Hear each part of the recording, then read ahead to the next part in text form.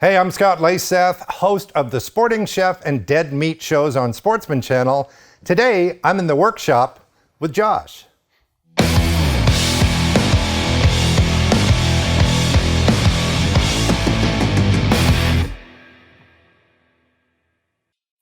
Well, let's dive in and look at a bunch of different ways you can sharpen your knife in the kitchen. We have Scott here, the Sporting Chef, so before we do that, what's a quick tip that you can share about cooking wild game so that I can make the most of it in my kitchen? Number one tip that I give people that I've given them over the last 30 years is don't overcook it. Different parts of an animal require different kinds of cooking, but in general, the better parts of the animals, if you cook it too long, it's going to get tough and gamey. Don't do that. All right. Number one. Straightforward and simple. Mm-hmm. So you guys have probably seen various types of sharpeners living either in your kitchen knife drawer, your kitchen drawer. Hopefully you don't keep your knives in a drawer. In your kitchen drawers or on the counter or in other YouTube videos and whatnot. Here are a few common types. We start with basic honing steel. This comes in your knife block. This is a maintenance tool, not a sharpener. A whetstone or a diamond stone, these are tools that you use and drag your knife across to sharpen it, raise a burr, and then hone that burr. And then we have various electric sharpeners. These are some common ones out there on the market, and we'll walk through how to use this one specifically, the WorkSharp E5, and kind of the principles and what's going on behind the scenes as you're sharpening. Can I make a confession? Yeah. That I do have a knife drawer. You have an organizer in the knife drawer? Are they in sheaths? Well, no. Like I said, I'm a knife abuser, but these knives that I grabbed are not the knives that I use all the time, obviously. Okay. These are in my office in a pile of knives. I have a knife bag that I travel with my good knives, and I didn't bring any of them because they're sharp. Mm-hmm. There's no reason to bring those. I want to bring the ones that need a little bit more work. The E5 uses an abrasive belt to sharpen. Some different models will use diamond wheels or ceramic wheels. This one uses a belt. It's really similar to the way that professionals sharpen knives in factories or professional knife sharpeners. And this has a very different style of knife sharpening for any kind of unit. Yeah, there's two spots for your knife to sharpen each side of the bevel. Right. And that's it. So it runs through a process, and exactly like you said, it slows down 2 different times. So there's 3 speeds, refining the knife farther with every time it lowers the speed. Right. And so for people who think that knife sharpening is complicated, and you know who you are because I've seen your posts on the forums and your responses and your comments. Some people are really super serious about knife sharpening. Very technical. I'll take their side for half a second. There are a lot of different factors that can come into play. Right. And if all you want to do is use your knife in your kitchen to prepare a meal and have a sharp knife that's enjoyable, it can be really simple. Sure. And I think that's what most household cooks, kitchen people want is just a simple way to keep a sharp edge on a knife, and there is that. The people like you that I run into that are cooking for large groups or all the time, the knife is a heavy use tool. You said you've got yours that are, some of them are really sharp still, some of them get beat up the more you use them and the longer you've had them and you just use them.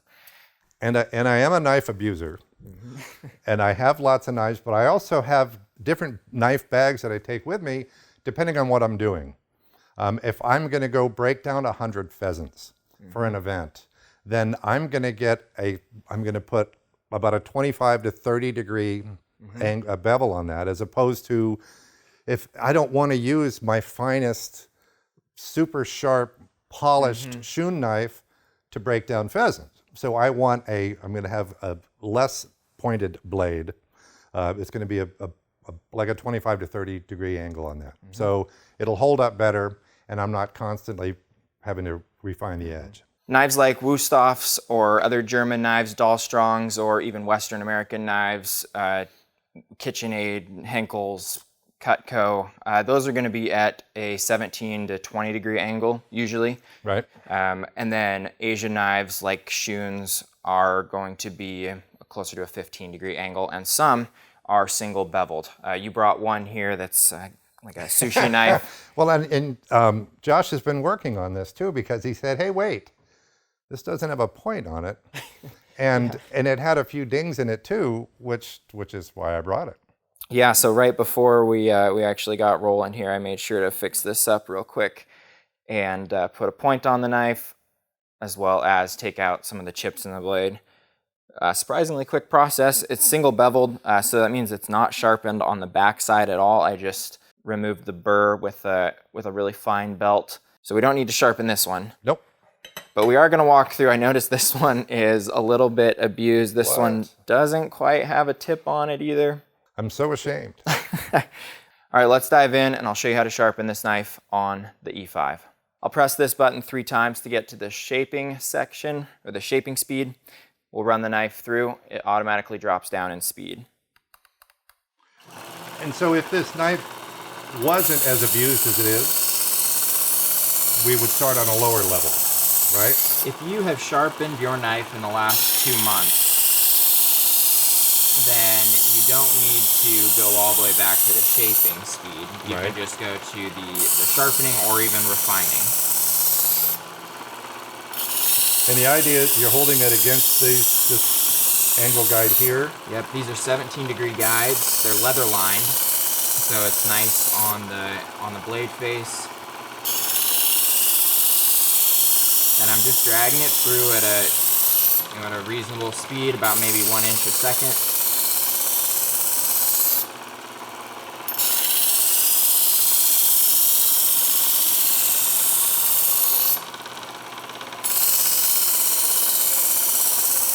And I'm immediately pulling through as soon as I drop that knife into the guide and contact the belt. I'm not letting it sit on the belt in one spot for too long. Right.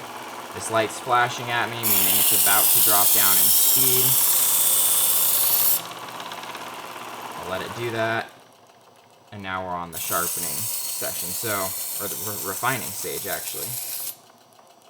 And so it's much slower. We're just removing that burr.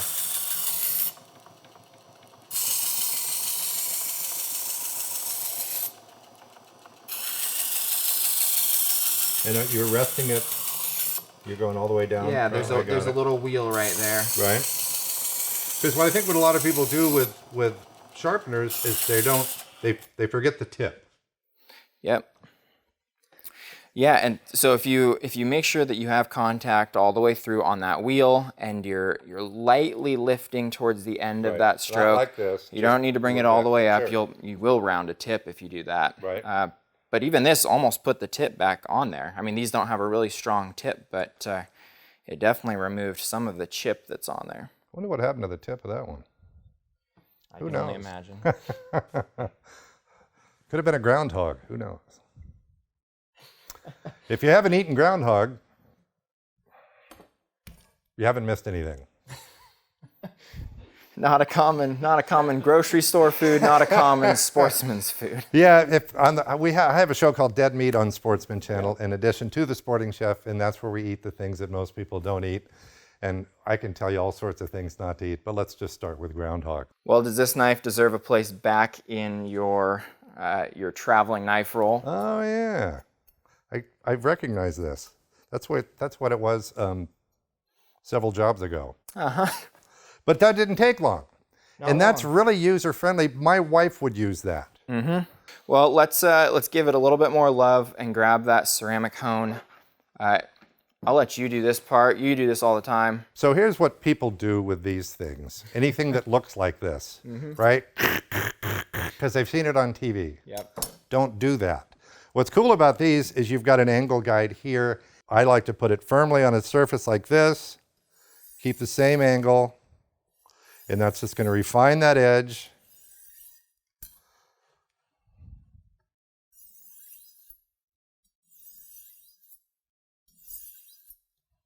Like that. And you're good to go. And this is what I have close at hand, whether it's in my knife drawer or some ways where I can get to it, because this is, if I just need to refine my edge as I'm going along, this is what I'm going to use, but I'm not going to bang my knife up against it. Yep. A honing ceramic or a honing steel. I like the ceramic a little bit more. It removes a little bit more material. and it's harder, so it lasts longer, whereas Right. steel on steel will wear over time Right. and develop inconsistencies in the honing steel. So that's why I like a ceramic, but it's the same job both are doing. They're just keeping that edge straight in line through the use that you put that knife through, or abuse in your case. Sure. All right, let's see how we did. I'm gonna give this knife to Scott to chop up some veggies.